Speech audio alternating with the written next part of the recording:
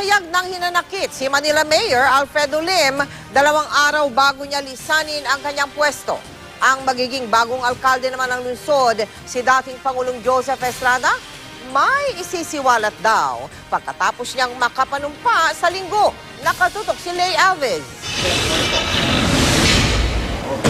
2 araw bago bumaba sa pwesto, ilang proyekto sa Maynila ang pinasinayaan pa ni Manila Mayor Alfredo Lim, kabilang ang bagong pasilidad sa Justice Jose Abad Santos General Hospital sa Binondo, Maynila, na may ENT, HNS endoscopy at coblator system na ngayon, para ito sa mga residenteng nagpapagamot ng mga sakit sa tenga, ilong at lalamunan. Kaya naman tila may halong hinanakita mensahe kanina ng outgoing mayor na tinalo ni dating Pangulong Joseph Estrada nitong eleksyon. Ito, meron tayong pasisinayaan na modern equipment.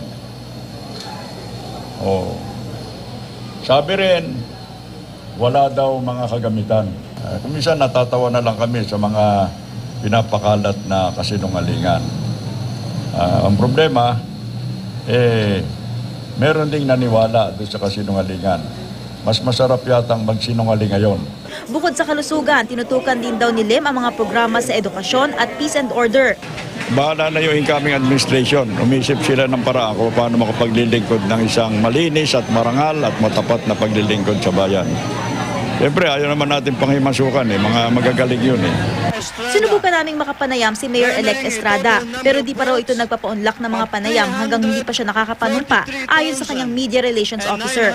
May mga isisiwalat daw si Estrada sa kanyang State of the City address matapos ang kanyang oath-taking sa linggo bilang alkalde ng Maynila. Ilalatag din daw ni Erap ang kanyang plano para sa lungsod.